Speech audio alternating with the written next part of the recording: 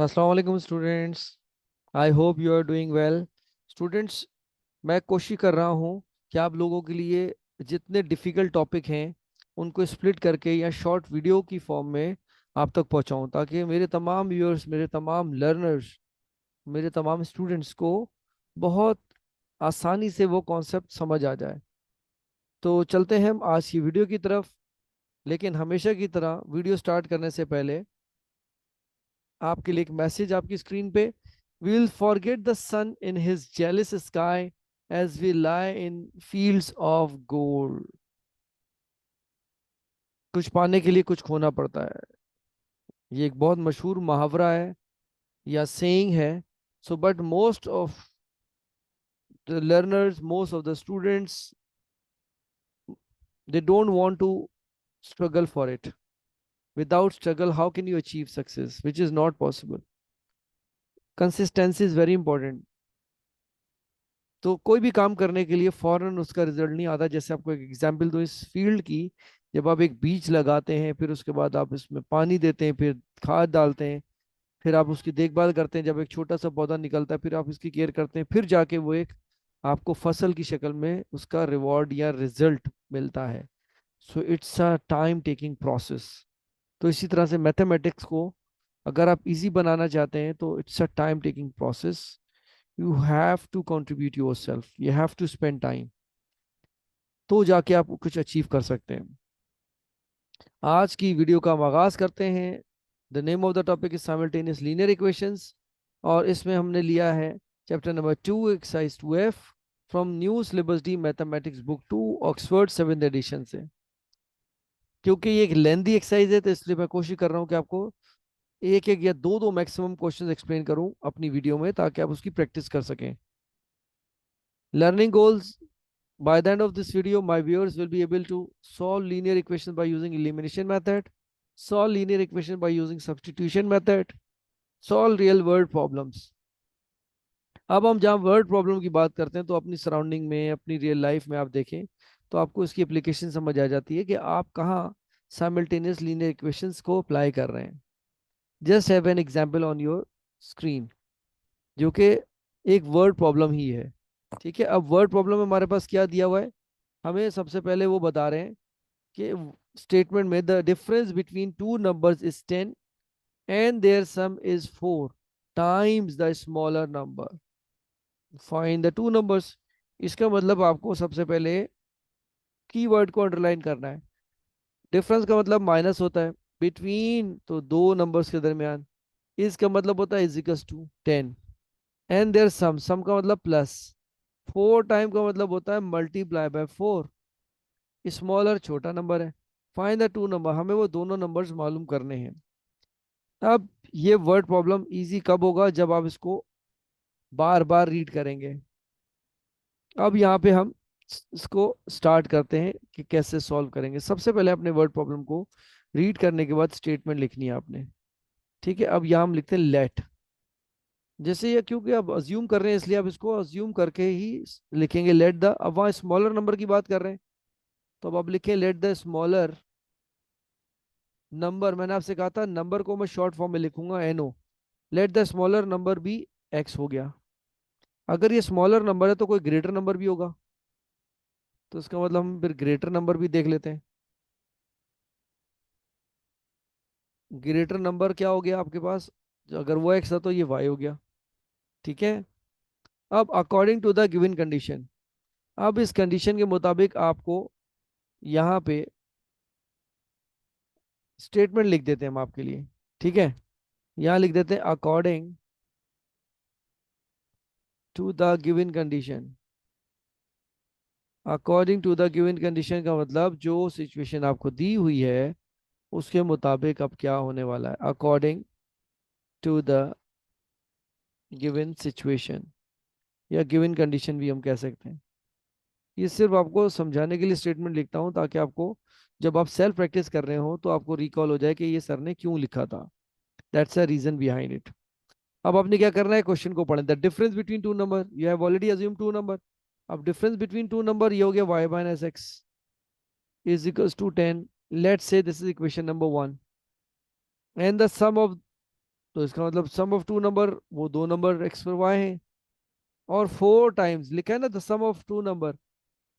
ठीक है, ठीक है। And the sum is four time, उसका जो सम है इन एक्स प्लस वाई वो फोर टाइम है द स्मॉलर नंबर यहाँ क्या है एक्स, तो ये फोर एक्स हो गया। इक्वेशन नंबर टू, स्टूडेंट्स अगर आपने इक्वेशन सही बना ली तो आपका आंसर भी ठीक आएगा, बस ये बात याद रखिएगा। अब आपको गौर से देखें कि हम अगर इक्वेशन वन को रीअरेंज करें तो ज़्यादा आसान हो जाएगा, तो आप यहाँ लिखें रीअरेंज इक्वेशन वन। अब इक्वेशन वन को रीअरेंज करेंगे तो minus x plus y is equal to 10। Let's say it is equation number three. ठीक है, अब आप देखिए यहाँ माइनस एक्स है और ये प्लस एक्स है, तो दोनों को ऐड करवा दें। ऐड, कौन सी इक्वेशन को आपने ऐड करवाना है, एक add equation number two and three. तो अब टू वाली इक्वेशन यहाँ लिख दें, x plus y is equal to four x, और दूसरी इक्वेशन है minus x plus y is equal to 10। ठीक है, तो अगर आप इस तरह लिखेंगे, लेकिन प्रॉब्लम यह है कि यहाँ पे आपके पास एक्स मौजूद है। अब आप क्या करेंगे, अगर आपने नॉर्मली इसको डील करना है तो उसका तरीका ये होता है कि अगर आप, बेहतर है कि यहाँ इसको लिखने से पहले शिफ्ट कर लें। ठीक है, क्योंकि एक इक्वेशन में दो एक्स हैं, तो अब इसको सॉल्व कर लें। तो यहाँ पे भी आपको अब हम थोड़ा सा पॉज लेते हैं और डू एंड डोंट्स डिस्कस करते हैं कि जब आप सॉल्व कर लेते हैं तो आपका टाइम कंज्यूम हो गया। अब आप इसको वापस अगर करते हैं तो आपको दोबारा टाइम एक्स्ट्रा चाहिए। प्रैक्टिस में तो टाइम होता है, but you don't have time when you are attempting a paper, exam में हो या टेस्ट पेपर हो। तो इसलिए पहले सोचें, फिर उसके बाद मेथड डिसाइड करेंगे कौन से मेथड से करना है। हर क्वेश्चन पे एक ही मेथड अप्लाई नहीं हो रहा होता। अब हम क्या करते हैं, हम अपनी इस पार्ट को इरेज करते हैं और हम देखते हैं यहाँ पे कि कौन सा सुटेबल मेथड अप्लाई कर सकते हैं। तो अब आप इसी स्टेप को यहाँ से कंटिन्यू करेंगे, तो देखें कि अब आपने इसको अरेंज कर लिया, ये वाली इक्वेशन नंबर टू, ये तो थ्री बन गया। अब इक्वेशन नंबर टू को सॉल्व करें। ठीक है, तो यहाँ लिखें सॉल्विंग इक्वेशन टू, और कोई बाउंडिंग नहीं कौन सा मेथड यूज करें, आप सब्सटीट्यूशन मेथड यूज करें, एलिमिनेशन यूज करें, it's totally up to you. तो हम इसको क्या करेंगे, पहले रीअरेंज करेंगे, एक्स को एक्स के साथ या लाइक टर्म्स को यहाँ शिफ्ट कर देंगे। तो सेम, देखें सेम टर्म्स है ना अलजेब्रिक, अगर टर्म देखें, when the bases are same if they are subtracting their coefficient should be subtracted। मैंने आपको अलजेब्रा की वीडियो में ये रूल सिखाया था। तो this become minus three x is equal to minus y, minus से माइनस कैंसिल कर दें, so three x is equal to y, और वाई इज इक्वल टू, अगर ऐसे आप अरेंज करें तो ये थ्री एक्स बन गया। मैं इसको ये ले सकता हूँ, सिंगल टर्म अगर आपने बनाना है तो y is equal to three x ले लें। This is equation number four कह दीजिए। अब अब हम क्या करेंगे कि ये वैल्यू सब्स्टिट्यूट करें, यहाँ लिखें substitute y is equals to 3x into equation. अब कौन सी इक्वेशन में आप पुट करेंगे, अब आसानी से देख लें, इक्वेशन वन है उसमें रख दें इक्वेशन वन। ठीक है, अब आप इक्वेशन वन में सब्स्टिट्यूट करेंगे, तो हम इसको ले चलते हैं नेक्स्ट स्लाइड पे, यहाँ पे, ताकि आपके लिए इजी हो। y minus x is equal to 10, ये इक्वेशन वन है, और आपके पास y की वैल्यू आई 3x minus x is equal to 10, क्योंकि ये y की वैल्यू आपने कैलकुलेट की थी। तो it becomes 2x is equal to 10। अगर x के लिए निकालें, you have to peel it off 10 divided by 2, the value of x is 5। तो इसको भी एक रेक्टेंगल में या एक बॉक्स में बंद कर दें, प्रोमिनेंट होता है ये, आप देख सकते हैं दूर से। अब आपके पास x आ गया, y तो नहीं आया। अब अपने y को कैलकुलेट करने के लिए दोबारा सब्स्टिट्यूट करें अब इसको, क्योंकि जब तक x और y की वैल्यू नहीं आएगी ये क्वेश्चन इनकम्प्लीट है। Substitute x is to 5 into equation number, अब आप थ्री में रख दें, हमने जो इक्वेशन नंबर थ्री बनाई थी, y is equal to three x. अब यहाँ वैल्यू रख दीजिए, y is equal to three, x is 5, y is equal to 15। अगर आप मेंटल मैथ से करना चाहें गो अहेड, लेकिन स्टूडेंट्स एग्जामिनर आपको ओरल कैलकुलेशन के मार्क्स नहीं देता, इट शुड बी रिटन। तो इसका मतलब अब आपके पास क्या आ गया, द स्मॉलर नंबर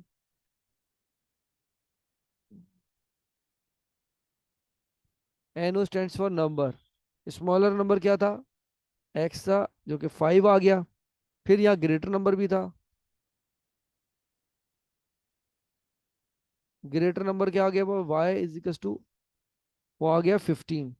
तो हमने यहाँ दोनों वैल्यूज कैलकुलेट करी, x और y की। क्वेश्चन को दोबारा पढ़ लिया करें एंड में सबमिट करने से पहले, कि मे भी कहीं आपने मिस्टेक करी हो, तो you have a chance to rectify it. The difference between जो था दो नंबर का वो 10 था, और उनका सम 4 टाइम्स था स्मॉलर नंबर का। तो वो दो नंबर बताएं, तो आप देख लें, नंबर ये रहा 5 and 15। अगर इनका डिफरेंस आप मालूम करें, 15 - 5 कितना होता है, 10 होता है। ठीक है जी। तो ये क्वेश्चन बहुत इंटरेस्टिंग है जब आप इसको स्प्लिट करके पढ़ें या ब्रेक करके पढ़ें, underline keywords. So do and don'ts very important for your improvement, for your correction. अगर आप इग्नोर करके चलते रहेंगे तो you will repeat similar mistake many times. All in mathematicians, don't forget to share this video with your friends and press the notification bell to get our new videos. I'll see you in my next video.